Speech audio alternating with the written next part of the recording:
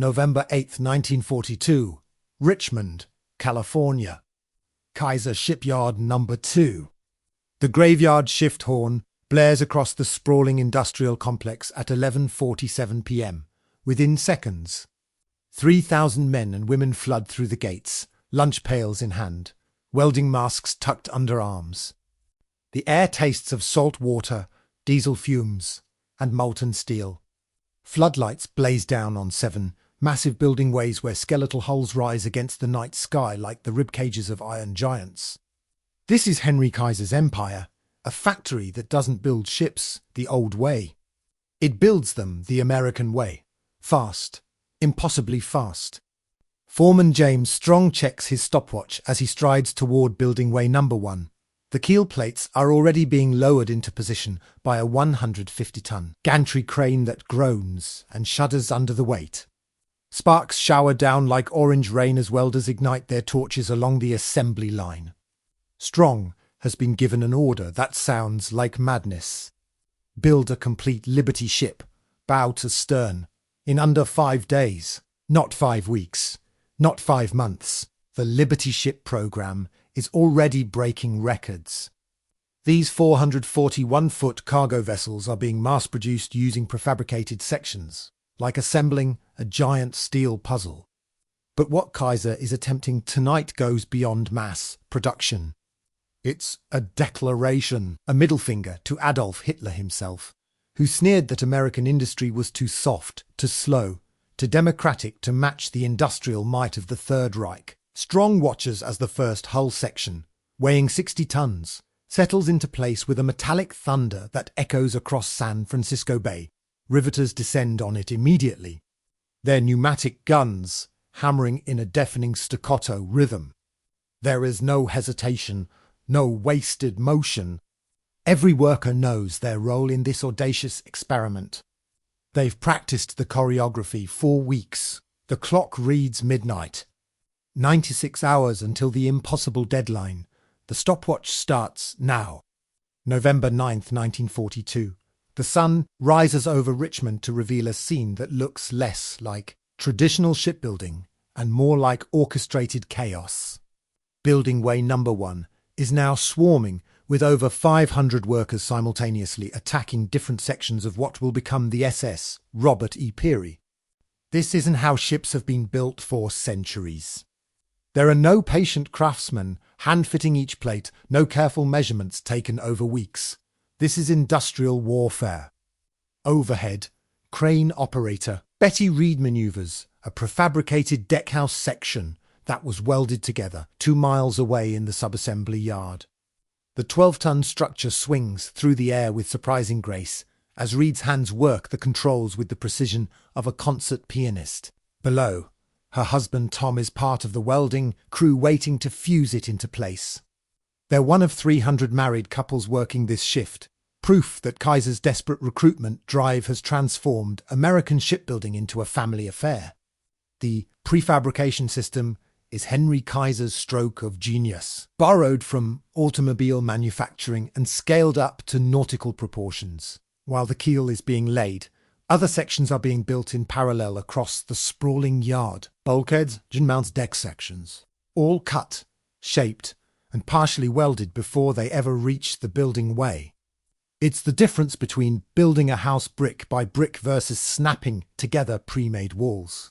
Welder first class Marcus Henderson works the seam where the bow section meets the forward hull. His electrode burns at 6,000 degrees, melting steel and filler rod into a molecular bond that must hold against North Atlantic storms and possibly German torpedoes. Henderson came to Richmond 6 months ago from a farm in Oklahoma, part of the great migration of workers fleeing the Dust Bowl for war work. Kaiser trained him in 4 weeks. Now he's helping build ships faster than the U-boats can sink them. The mathematics are brutal and simple. In 1942, German submarines are sending Allied merchant ships to the bottom at an unsustainable rate. Every 5 days, another 30 ships disappear beneath the waves, taking their cargo of tanks, aircraft, ammunition, and food to the ocean floor. Britain is slowly starving. The Soviet Union is hemorrhaging equipment. If America cannot replace losses faster than Germany can inflict them, the Allies will lose the war not on the battlefield, but in the cold arithmetic of tonnage. By hour 20 the hull is 70% complete. Impossible, but there it is. November 11th, 1942. The rain comes down in sheets, turning the shipyard into a landscape of steam and shadow. It doesn't matter. The work continues without pause. Welders hunched beneath makeshift tarps, their arc lights flickering blue-white through the downpour. The SS Robert E. Peary is now recognizable as a ship, her hull complete, her superstructure rising. Her 5 cargo holds taking shape like steel caverns designed to swallow locomotives, tanks, and 10,000 tons of war material. In the engine room, Chief Engineer Walter Sampson supervises the installation of the triple expansion steam engine. This 2,500 horsepower beast was built off-site and trucked in yesterday. Another prefabricated component in Kaiser's grand design. 20 men guide it down through the engine room, hatch using chain hoists and hand signals shouted over the thunder of rivet guns. One mistake, one snapped cable, and the entire schedule collapses. Sampson's hands don't shake. He's installed 14 of these engines in the past for months. This one settles onto its mounts. Across the yard, electricians snake miles of wiring through the ship's nervous system. Radio operators test communication equipment. Painters apply the first coats of haze grey to the hull, working from scaffolding that sways in the wind. Every trade, every specialty, works in compressed parallel. There's no luxury of doing one, inspecting IT, then moving to the next. Everything happens at once, or the deadline dies. James Strong hasn't slept in 3 days. His eyes are bloodshot, his clipboard soaked, but his voice remains steady as he coordinates teams via field telephone. He knows what's at stake beyond the record itself. 2,000 miles away, Joseph Goebbels' propaganda machine mocks American industrial capacity in broadcasts that reach millions. The Germans call Liberty ships disposable coffins, claim they'll break apart in heavy seas.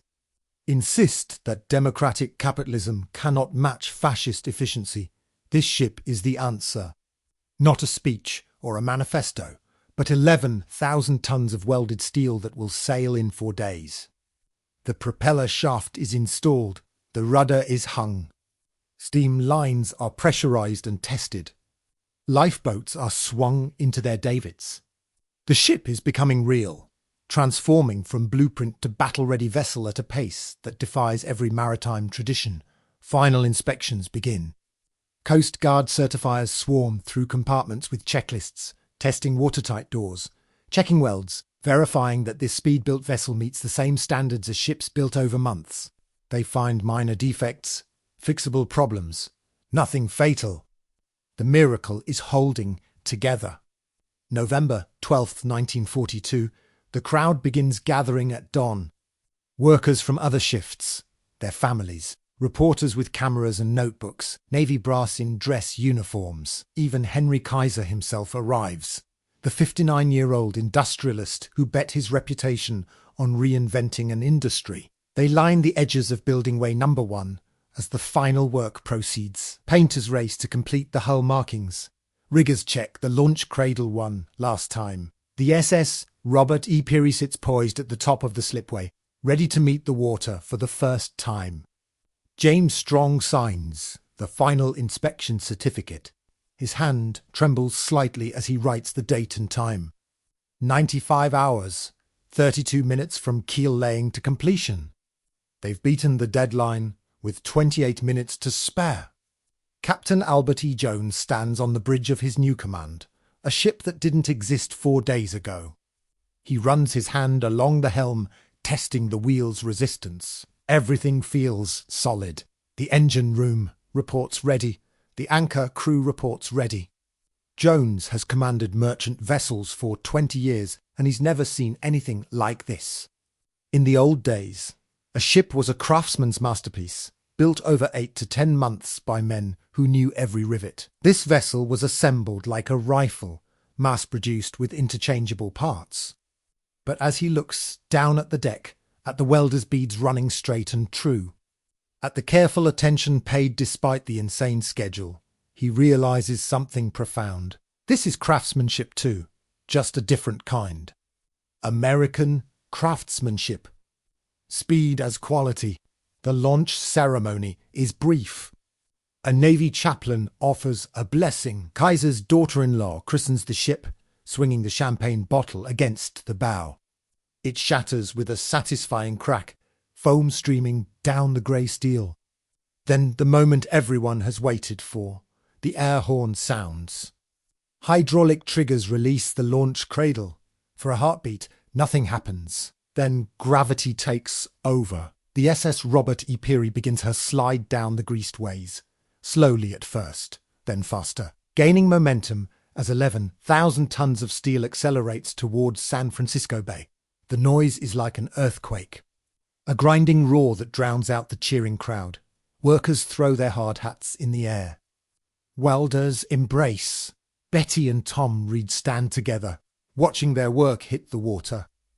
The ship enters the bay with a tremendous splash, sending walls of water cascading outward. She settles, floating high and proud, ready for her sea trials. The impossible has become real.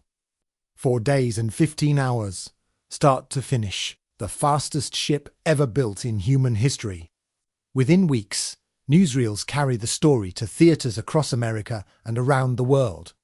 In Britain, Prime Minister Churchill watches footage of the launch and smiles for the first time in months.